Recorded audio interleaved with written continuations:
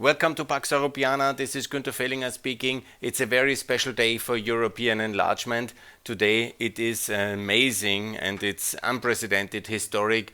We have the visit of the four heads of state actually. Some people always forget the Romanian President Klaus Iohannis. He is together with Olaf Scholz and with Emmanuel Macron, with Mario Draghi in Kiev yesterday, today. And now today the EU Commission will make this historic decision to move enlargement forward and to grant Ukraine and Moldova the EU candidate status. Georgia will be the EU potential candidate status, the same like Kosovo. And it is, of course, there's much to be said. I will talk about that one. But nevertheless, this is very historic because it's attached to a new funding line, to a new future for Ukraine, Georgia and Moldova. And the accession trio is an enormous success. I know there's differences between all the countries, that's clear, but we need a big alliance of all these 9 countries together and to be on the 19th of June on Sunday, European-wide, on the streets and to fight for Georgia in the EU, for Moldova in the EU. You see the Moldovan flag here. You see, of course, Ukraine in the EU, for Kosovo in the EU, for Bosnia in the EU, for Serbia in the EU, yes, even Serbia in the EU, and of course Albania, of course Montenegro, they are very advanced, and of course North Macedonia. All these countries must be united on the way to the European Union in the Regional Cooperation Council, that's very clear, in CEFTA, very clear, with the euro as currency, that's my specific call, I call for that. It's much better to have one currency for all accession countries immediately to unite this area economically, to speed up EU accession, that's the way to do it, and to help immediately to build the reconstruction of Ukraine and the economic shock from Georgia to Moldova to Albania, Kosovo. Everybody is in this economic crisis, as all Europe is, from the effects of the Russian war on the energy and agricultural market. It's not good to raise the interest rates, by the way, now. It's the much better way is to fight this inflation where it comes from. That means we need more people in the European Union. We need to have an energy union. We need to diversify our energy interest. And we need, of course, to cut Russia completely out of our markets. Cut the gas, cut the uranium, and do the same like we did it in coal. And of course in also oil. And most important, we need to supply Ukraine with all the arms they need to reconquer Kherson Oblast and Zaporizhia Oblast, not Crimea, I'm very sorry, not Donbass, I'm very sorry, but Kherson and Zaporizhia must be reconquered, and we need to give these weapons to Ukraine to be able to win back these 2 very important oblasts, regions, especially Kherson and of course Mariupol must be again under European and Ukrainian control. European and Ukrainian are basically the same now because we are now on the way to be in one union with this decision. And it actually doesn't matter so much if it will be the potential EU candidate or the EU candidate status.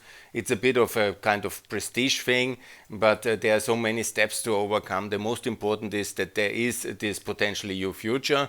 It will anyhow take 10-15 years in all cases, and it is of course accelerated with the euro. If Ukraine itself wants so much to be faster in the European economic system, then of course adopt the euro, because the hryvnia is anyhow not the currency you can build the reconstruction on, because it's not the firm fundament you need to put so many hundreds and billions of European taxpayers' money and Ukrainian taxpayers' money and American taxpayers' money into the hryvnia economy. That's not possible. It will be a big crisis and it will not work.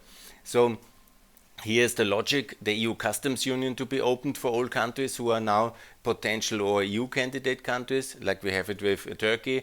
There should be one customs union, one currency, and then of course the freedoms as much as possible in all 4 sectors, but that depends on the regulatory progress in the adoption. Ukraine and Georgia, by the way, has done a lot on here already, and it's also important to have political unity, so it's important to have the recognition of Kosovo by all countries, and of course then the euro as a reward even for Serbia once they turn to the west, and also to join NATO. After this summit, there will be my big focus on NATO enlargement, because the NATO summit is immediately afterwards, but that's a continuous process, obviously. With Sweden, Finland now coming in, we have now to push very hard for Austria, Kosovo, Bosnia, and of course for Ukraine, Georgia and Moldova. Moldova should give up the neutrality. Ukraine the only way to really stop the war is NATO membership, because only then Ukraine will be secure, and the role model is of course Western Germany, NATO, EU and Euro accession, or mark introduction in 48, and I made that comparison already a lot of times, and it's absolutely strikingly true. We should have done it in 2018 when I first recommended it, and we would have saved a lot of people's life and so many trillions of costs. So what I heard also, and that's the assumption now, that we have the situation that Kosovo doesn't get the EU candidate status. No, the candidate status it should get. Actually, why didn't they apply when I said it since May, the campaign? But the situation is that Kosovo will not get visa liberalization due to xenophobic Dutch and Danish and French resistance. That's very bad. I also read that Bulgaria is continuing the veto because their government is breaking down again, and so we have this crisis here with Macedonia, and they will not get at the start of the negotiations. 17 years already ongoing, so I call the German government to threaten Bulgaria to withdraw all the funding if they don't allow Macedonia to start the negotiations, because we didn't invite them to be a NATO and EU member to blackmail us, and to live off our subsidies. They will never get any euro again if they continue this kind of policy. And then I call for visa liberalization for Kosovo, stop the xenophobic racism. I call for Bulgaria to allow Macedonia to start the negotiation. It anyhow takes some time for Albania and for North Macedonia, and I call for Montenegro to be on an emergency basis in the European Union in 2024, because then basically they can already get in the members of the parliament, vote for the European Parliament election. There might be some exemptions, but it's basically ready for EU membership, and it shows that we are really acting. And remember, the Russians had a coup in 2016 still against the NATO accession, so getting Montenegro fast-tracked into the EU is a very good sign that the EU is open, and it's not very expensive, and it's absolutely doable.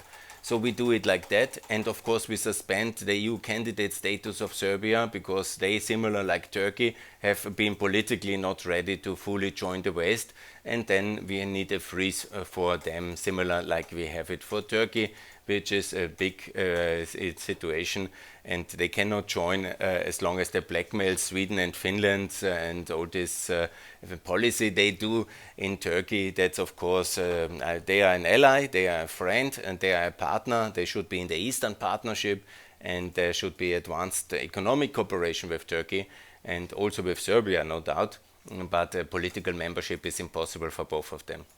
So at the current status. Bosnia, of course, to get the EU candidate status, when we give it now to Ukraine and Moldova, it's absolutely logical, and Bosnia should also be in NATO, get the euro, and be 100% clear on that path. So that is very, very good, and I'm calling for that. So that's the good decision the European Union should take next week, and then NATO as well should take these decisions to enlarge. And that's the answer to the war Russia is waging in all this brutality, and please provide Ukraine all the weapons to reconquer Kherson and Zaporizhia Oblast. The Mariupol will never be Russian, and must be reconquered. Kherson will never be Russian and must be reconquered. That Dnipro must be free and the Azov Sea must also be free, and all Russian warships in the Black Sea must be sunk until they stop the war, and we must reconquer Kherson and Zaporizhzhia Oblast together with our future member Ukraine and our ally America and Great Britain. This is my conclusion for the coming week for the important summits, but let's celebrate now the breakthrough. Germany, France and Italy and Romania, and I think the EU Commission now, it is actually happening, will recommend the EU candidate status for Ukraine and Moldova. Georgia, the potential candidate status, the flag fell already, and of course all these historic situations is to be celebrated, and I call for more courage. And then let's get all these things also done in the coming years, and let's make it the enlargement decade of the 2020s. All these countries can, with the policy of Euro adoption, customs union, be politically in the European Union in 2029, and that's my promise. I will work for that date, for Ukraine, for Moldova, for Kosovo, for Bosnia, for also, I think better it would be faster. Macedonia has deserved faster accession, Albania as well, but of course there is reasons to do that together. Montenegro is for 2024 absolutely, but the other 8 for 2029. If they follow my policy advice, it's entirely possible, and this is how we should get this done. And that will be a much stronger union, that will be a much more powerful union, that will be a much richer union, it will be much more secure from Russia, and it will be a very, very good European Union, attractive as well for the United Kingdom, maybe also for Norway, for Iceland to come back, and we will intensify our partnership with our NATO allies, Canada, Turkey and America of course, and this will be a very, very successful direction for European and for Western foreign policy stability, growth, and it gives us the resources to cope and contain Russia. And also once Russia will fall apart in a complete breakdown after Putin, it will be the situation that we will be secure and rich enough to help the successor states of Russia to somehow cope and develop into a free direction after so many disastrous centuries under the Russian yoke. Good, and that's my Slava Ukraina in the conclusion. And that's of course my call for European unity, and that's my call for European enlargement. That's my call for decent economics with the euro, and also with openness and free trade agreements. You know all these things already, and all the things we have not done in the last 15 years to get them done exactly now in the coming years, and that will be a very strong Europe, and I hope that you will support this Europe, and we will be very successful together from Kosovo to Moldova, Ukraine, Europe together, united. This is the future of the European Union. Looking very much forward. Thanks a lot, and celebrate this historic day wherever you are. Bye.